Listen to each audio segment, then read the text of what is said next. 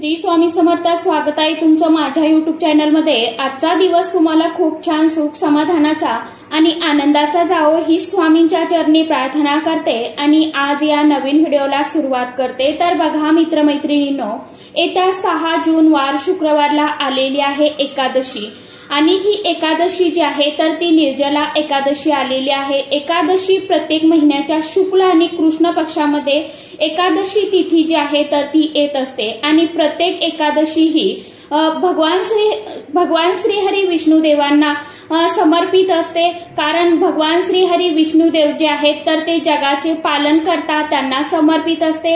एकादशीचा दिवस खूप म्हणजे खूप प्रभावी असतो. त्याचबरोबर संपूर्ण व्रतापैकी एकादशीचं व्रत जे आहे तर ते सर्वश्रेष्ठ व्रत मानलं जातं अशी सुद्धा मान्यता आहे की एकादशीचं व्रत हे देवी देवतांना देखील असतं आणि त्याचबरोबर तुळशी मातेला देखील एकादशीचं व्रत असतं.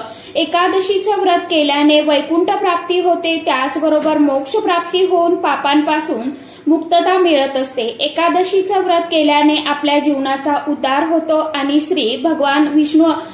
भगवान विष्णू देवांची कृपा आपल्यावरती अखंड स्वरूपात राहते. एकादशी ही प्रत्येक महिन्याला येते आणि प्रत्येक एकादशी जी असते तर ती खूप महत्वाची आणि विशेष असते. त्याचप्रमाणे ज्येष्ठ महिन्यात आलेली जी एकादशी आहे तर ती ज्येष्ठ शुक्ल पक्षामध्ये आलेली एकादशी, या एकादशीला निर्जला एकादशी या नावाने सुद्धा ओळखलं जातं. निर्जला एकादशीलाच भीमसेनी एकादशी देखील म्हटलं जातं. पौराणिक मान्यतेनुसार, पौराणिक कथेनुसार भीमसेनी एकादशी का म्हटलं जातं तर पांडवापैकी सर्वात शक्तिशाली असलेली भीम यांनीच निर्जला एकादशीचं व्रत केलं होतं आणि हेच एक व्यक्ती होते की ज्यांनी पहिल्यांदा एकादशीचं निर्जला व्रत केलं आणि म्हणूनच त्यापासून याला निर्जला एकादशी व्रत म्हणून ओळखलं जाऊ लागलं आणि म्हणूनच या एकादशीला भीमसेनी एकादशीच्या नावाने देखील ओळखलं जातं. ही एकादशी खूप म्हणजे खूप प्रभावी आहे. अशी मान्यता आहे की 24 एकादशीचं व्रत ज्याला शक्य होत नाही त्यांनी निर्जला एकादशीचं जर व्रत केलं तर या व्रताचं संपूर्ण फळ जे आहे तर ते आपल्याला मिळत असतं. परंतु निर्जला एकादशीच्या दिवशी काहीही न खाता आणि काहीही न पिता हा उपवास करायचा असतो आणि म्हणूनच निर्जला एकादशीला म्हणजेच निर्जल राहून न अन्न खायचं असतं आणि न पाणी प्यायचं असतं आणि म्हणूनच या एकादशीचा जर निर्जला उपवास केला तुम्ही करत असाल तर तुम्हाला खूप मोठं पुण्यफळ जे आहे तर ते मिळत असतं. आता बघा, या दिवशी निर्जल उपवास करणं शक्य होत नाही. मग यासोबतच काही उपाय जर आपण केले तर त्याचं देखील आपल्याला 100% फळ जे आहे तर ते प्राप्त होत असतं. कारण हा दिवस अत्यंत खूप प्रभावी आणि महत्वाचा असतो आणि म्हणूनच बघा, आपल्या घरामध्ये नकारात्मकता आहे. सतत वादविवाद होतात, भांडणे होतात, कुणाचेही कुणाशी पटत नाही. घरामध्ये पैसा येतो परंतु तो टिकत नाही किंवा घरामध्ये सतत आरोग्याच्या समस्या, यामध्ये पैसा आपला व्यर्थ खर्च होतो किंवा पैसा येण्याचे मार्ग जे आहेत तर ते बंद झालेले आहेत. त्याचप्रमाणे घरामध्ये कुणालाही यश प्राप्ती होत नाही, सतत चिडचिड आणि घरामध्ये उदास व्हायला लागतं. अशा वेळेमध्ये घरामध्ये जर नकारात्मकता वाढलेली असेल किंवा घरातल्यामध्ये कुठलीही बाहेरची नकारात्मकता येऊ नये त्यासाठी आपल्याला एकादशीच्या दिवशी आंब्याच्या पानांचा अत्यंत प्रभावशाली उपाय जो आहे तर तो करायचा आहे. हा उपाय केल्याने घराकडे माता लक्ष्मी आपल्या आकर्षित होऊन घरातली संपूर्ण नकारात्मकता जी आहे तर ती नष्ट होऊन घराची प्रगती होते. तर आंब्याच्या पानांचा उपाय आपल्याला कशा पद्धतीने करायचा आहे, कोणत्या वेळेमध्ये करायचा आहे आणि त्या दिवशी योगायोगाने भगवान श्री हरी विष्णुदेवांची आपल्याला सेवा तर करायचीच आहे. परंतु योगायोगाने त्या दिवशी शुक्रवार आलेला आहे आणि शुक्रवार हा आपल्या कुलदेवीला समर्पित असतो, त्याचबरोबर देवी माता लक्ष्मीला समर्पित असतो. म्हणून या दिवशी आपल्याला अत्यंत महत्वाच्या सेवा देखील करायच्या आहे. सेवेबरोबरच हा उपाय आपल्याला आंब्याच्या पानांचा करायचा आहे. तर उपाय कशा पद्धतीने करायचा आहे याविषयीची संपूर्ण माहिती आजच्या या नवीन व्हिडिओमध्ये मी तुमच्या बरोबर शेअर करणार आहे. त्यामुळे तुम्ही हा व्हिडिओ स्किप न करता शेवटपर्यंत नक्की बघा. चॅनलवरती तुम्ही जर हा व्हिडिओ पहिल्यांदा बघत असाल तर चॅनलला आवर्जून सबस्क्राईब करा आणि असेच नवनवीन माहितीपूर्ण व्हिडिओ बघण्यासाठी समोरील बेल आयकॉनलाही प्रेस करा। त्यामुळे मी काय होईल जेव्हा कधी मी नवीन व्हिडिओ अपलोड करेल तर सर्वात अगोदर त्याचं नोटिफिकेशन तुम्हाला मिळेल आणि तुम्ही एकही व्हिडिओ मिस करणार नाही। तर बघा मित्रमैत्रिणींनो, तुमच्यासाठी येत्या 6 जूनला शुक्रवारी निर्जला एकादशी आलेली आहे। या एकादशीला स्मार्त एकादशी तसेच भीमसेनी एकादशी या नावाने सुद्धा ओळखलं जातं। एकादशीचा दिवस खूप प्रभावी आणि शुभ असतो आणि म्हणूनच या एकादशीला काही उपाय केल्याने आपल्याला त्या उपायांचं सेवेचं फळ जे आहे तर ते नक्कीच मिळत असतं। तर या दिवशी एकादशीच्या दिवशी सकाळी लवकर उठायचं आहे, स्नान करायचं आहे। स्नान करत असताना अंघोळीच्या पाण्यामध्ये आपल्याला थोडंसं गंगाजल, चिमूटभर हळद टाकायची आहे। त्यानंतर या दिवशी तुम्हाला शक्य असेल तर पिवळ्या रंगाचं वस्त्र आवर्जून परिधान करायचं आहे आणि भगवान विष्णुदेवांची सेवा करायची आहे। या दिवशी उगवत्या सूर्यांना म्हणजे सूर्यदेवांना अर्घ्य अर्पण करायचं आहे। त्यानंतर आपल्याला आपली नित्य रोजची जी काय देवपूजा आहे तर ती करून घ्यायची आहे। यासोबतच आपल्याला हा उपाय करायचा आहे।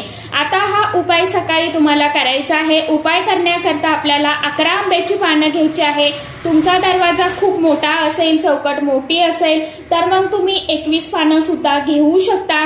11 आंब्याची पानं घेत असताना ते कुठेही फाटलेलं, तुटलेलं, किडलेलं नसावं, देठा सहित आपल्याला घ्यायचं आहे।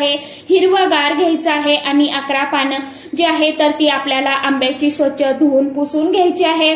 जसे की आपण देवी देवतांच्या मूर्तीवरती अभिषेक करत असतो त्याचप्रमाणे तुम्हाला या पानं देखील स्वच्छ करून घ्यायची आहे। आणि थोडंसं तुम्हाला एक वाटी घ्यायची आहे। वाटीमध्ये थोडंसं गुलाबजल, गंगाजल असेल तुमच्याकडे तर ते टाकायचं आहे। त्यामध्ये चिमूटभर कुंकू टाकायचं आहे, चिमूटभर हळद तुम्हाला टाकायची आहे आणि हे तुम्हाला मिक्स करायचं आहे। आणि हा जो आपण गंध तयार केलेला आहे तर याचा एक तुम्हाला टिका लावायचा आहे। तुमच्याकडे जर लाल चंदन असेल तर चंदन टाका, पिवळं चंदन असेल तर पिवळं चंदन देखील तुम्ही टाकू शकता आणि त्यानंतर हा टिका आपल्याला त्या पानावरती लावायचा आहे। आता 11 आंब्याची पानं घेतलेली असेल तर मग तुम्हाला प्रत्येक पानावरती शक्य असेल तर श्रीराम लिहा किंवा स्वस्तिक काढा किंवा शुभ लाभ लिहा। हे शुभ चिन्ह जे आहे तर ती आपल्याला लिहायची आहे। ज्यांना शक्य होत नाही त्यांनी 5-5 पानं साईडला लावायची आहे आणि ज्यांना मधलं पान जे आहे तर त्या पानावरती तुम्हाला स्वस्तिक काढायचं आहे किंवा श्रीराम लिहायचं आहे। अशा पद्धतीने तुम्हाला नावं लिहायची आहे आणि हे तोरण जे आहे तर ते आपल्याला बनवायचं आहे। कारण भगवान प्रभू श्रीराम हे भगवान विष्णुदेवांचेच अवतार आहे आणि श्रीरामांचं नामस्मरणाने कुठलीही नकारात्मकता घरात राहत नाही। प्रभू श्रीरामांचं नामस्मरणाने कुठलीही बाहेरची वाईट गोष्ट, इडापिडा, नजरबाधा जी आहे तर ती घरात टिकू शकत नाही। म्हणून तुम्हाला या पानावरती, मधल्या पानावरती श्रीराम लिहायचं आहे। आता ही 11 पानावरती श्रीराम लिहायचं आहे किंवा तुम्ही एका पानावरती लिहिलं तरी देखील चालणार आहे। आपल्या बोटाच्या सहाय्याने लिहा किंवा तुमच्याकडे जर शिल्लक आंब्याच्या पानाचं देठ असेल तर तुम्ही त्याने सुद्धा लिहू शकता। आणि त्यानंतर एक तुम्हाला जो आपण पचरंगी सुताचा धागा असतो, लाल पिवळा, रोली मोली, तर तो घ्यायचा आहे आणि त्या पानाचं तोरण आपल्याला त्या धाग्यामध्ये ओवून घ्यायचं आहे। 11 फुलं तुमच्याकडे असतील, लाल असेल, पिवळी असेल किंवा व्हाईट असतील तर ती फुलं देखील तुम्हाला त्यामध्ये घालायची आहे। अशा पद्धतीने तुम्हाला 11 फुलाचं पानाचं जे तोरण आहे तर ते बनवून घ्यायचं आहे। त्यामध्ये तुम्हाला ओढून घ्यायचं आहे। म्हणजेच काय तर तुम्हाला एक तोरण तयार करायचं आहे। त्यानंतर हे घेऊन तुम्हाला एका ताटामध्ये ठेवायचं आहे। देवघरासमोर बसायचं आहे। देवांचं पूजन वगैरे आपल्याला करून घ्यायचं आहे। भगवान विष्णुदेवांची मूर्ती असेल तर मूर्तीवरती आवर्जून या दिवशी अभिषेक करा। पांडुरंगाची मूर्ती असेल तर पांडुरंगाच्या मूर्तीवरती अभिषेक करू शकता किंवा बाळकृष्णाची मूर्ती जी आहे तर ती प्रत्येकाच्या घरामध्ये असतेच असते। त्यानंतर तुम्हाला मूर्तीवरती अभिषेक करायचा आहे। आपल्याला अगदी छान सुशोभित पूजा करून घ्यायची आहे आणि त्यानंतर हे तोरण आपल्याला देवघरासमोर पाटावरती ताटामध्ये ठेवायचं आहे। त्याला ताटाला थोडंसं हळदी कुंकू लावायचं आहे, अक्षदा अर्पण करायचं आहे त्या तोरणावरती आणि धूप दीप ओवाळून घ्यायचं आहे। त्यानंतर आपल्याला हे तोरण जे आहे तर ते असंच ठेवायचं आहे। त्यानंतर 108 वेळा ओम नमो भगवते वासुदेवाय नम या मंत्राचा जप करायचा आहे। विष्णू सहस्रनामाचं पठण करायचं आहे, श्री सुक्ताचं पठण करायचं आहे आणि यानंतर माता लक्ष्मीला आणि भगवान विष्णू देवांना आपल्या देवी देवतांना नमस्कार करून त्यांना म्हणायचं आहे की भगवान श्रीहरी विष्णू देव तुमची कृपा माझ्यावरती, माझ्या कुटुंबावरती, आमच्या घरावरती अखंड असू द्या आणि तुमच्या मनात जी कोणती कुठली इच्छा असेल, जी काही तुम्हाला नजरबाधा झालेली असेल तर ती तुम्हाला सांगायची आहे, व्यक्त करायची आहे आणि तुमच्या मनामध्ये जी काही इच्छा आहे तर ती तुम्हाला बोलून दाखवायची आहे। त्याचबरोबर तुमच्या आयुष्यात ज्या काही अडचणी आहेत, संकटे आहेत ते देखील तुम्हाला व्यक्त करायचे आहे। माझ्या घरामध्ये अखंड माता लक्ष्मी प्राप्ती व्हावी, धनप्राप्ती व्हावी, धनवृद्धी व्हावी, घराची वाढ व्हावी, घरामध्ये प्रत्येकाला प्रत्येक कामामध्ये यश मिळावं, त्याचबरोबर घराची प्रगती व्हावी असं तुम्हाला बोलायचं आहे आणि तुम्हाला प्रार्थना करायची आहे। त्यानंतर हे तोरण घेऊन तुम्हाला तुमचा मुख्य जो मेन दरवाजा आहे स्वच्छ पुसून घ्यायचा आहे। मुख्य दरवाजावरती तुम्हाला स्वस्तिक काढायचं आहे। स्वस्तिक कधीही रिकामं सोडायचं नाही, तर स्वस्तिक मध्ये 4 डॉट द्यायचे, साईडला 2-2 लाईन ओढायच्या। लाईन ओढत असताना खालून वरती ओढायच्या आहे, वरतून खालती आपल्याला ओढायच्या नाही तर खालून वरती जायचं आहे। त्यामुळे आपल्याला असं स्वस्तिक काढून घ्यायचं आहे, खाली ओम काढायचा आहे स्वस्तिकच्या बरोबर आणि एक कुलदेवी स्वरूप म्हणून आपल्याला एक कुंकवाचा टिका देखील द्यायचा आहे। त्यानंतर आपल्याला हे आपल्या जो मुख्य मेन दरवाजा आहे तर त्या दरवाजाला हे तोरण बांधायचं आहे। त्यानंतर उंबरठ्याला हळदीचं लेपन करायचं आहे। मुख्य उंबरठ्यावरती एक छानसा तुपाचा किंवा तेलाचा दिवा लावायचा आहे। उंबरठ्याचं पूजन देखील करायचं आहे आणि त्यानंतर हे तोरण आपल्याला बांधून घ्यायचं आहे। उंबऱ्याला नमस्कार करायचा आहे। आंब्याचं कारण ज्या वेळेस आपण एकादशीला आंब्याचं तोरण लावतो त्यावेळेस आंब्याचं महत्व खूप जास्त आहे। धार्मिक दृष्ट्या आंब्याच्या पानांचं महत्व देखील खूप महत्व आहे। आंब्याच्या ज्या ठिकाणी आंब्याची पानं असतात त्या ठिकाणी सकारात्मक ऊर्जा जी आहे तर ती निर्माण होते, म्हणूनच तिथे असलेली नकारात्मकतेचा नाश होतो। आंब्याचं पान हे खूप पवित्र मानलं जातं। आंब्याच्या पानामध्ये सकारात्मक ऊर्जा निर्माण करण्याची क्षमता असते, म्हणून आंब्याच्या पानाचं तोरण लावल्याने दारिद्र्य देखील घरात टिकत नाही आणि माता लक्ष्मी जी आहे तर ती आपल्या घराकडे आकर्षित होते। तर बघा अशा साध्या आणि सोप्या पद्धतीने तुम्हाला हा 11 आंब्याच्या पानांचा उपाय जो आहे तर तो निर्जला एकादशीच्या दिवशी तुम्हाला करायचा आहे। आता हे तोरण किती दिवस ठेवावं, तर जोपर्यंत हे पानं जी आहे तर ती हिरवीगार आहे, टवटवीत आहे तोपर्यंत ठेवा। शक्यतो 3 दिवस ठेवा, 5 दिवस ठेवा। ज्यावेळी ही पानं सुकून जातील त्यावेळेस तुम्हाला हे तोरण काढून सुकलेल्या पानामध्ये म्हणजेच काय तर निर्मल्यामध्ये काढून टाकायचं आहे, कारण सुकलेल्या पानामध्ये नकारात्मक ऊर्जा निर्माण होते म्हणून तिथे सकारात्मक ऊर्जा राहत नाही। अशा वेळेस मग ते तोरण आपल्याला घराला लावणं देखील चांगलं नसतं। तर यावेळेस तुम्ही ते तोरण काढून एखादा आपण जिथे कुठे देवाचं साहित्य टाकतो तर त्या ठिकाणी तुम्हाला ते टाकून द्यायचं आहे, म्हणजेच निर्माल्यामध्ये टाकू शकता। फक्त इकडे तिकडे कुणाचेही पाय पडणार नाही याची देखील आपल्याला काळजी घ्यायची आहे। तर सांगितल्याप्रमाणे तुम्हाला जसं शक्य होईल तसं तुम्हाला बनवायचं आहे। ज्यांना नाहीच 11ही पानावरती श्रीराम लिहिणं शक्य झालं तर किमान एका पानावरती लिहा, बाकीच्या पानाला हळदी कुंकवाचा एक टिका द्या आणि छानसं आपल्या हळदीचं लेपन आपल्या उंबरठ्याला आवर्जून शुक्रवारच्या दिवशी करा। यामुळे काय होतं तर आपल्या घरातली निगेटिव्हिटी जी आहे तर ती दूर होते आणि माता लक्ष्मी आपल्या घराकडे आकर्षित होऊन आपल्या घरामध्ये स्थायी स्वरूपात अखंड निवास करत असते।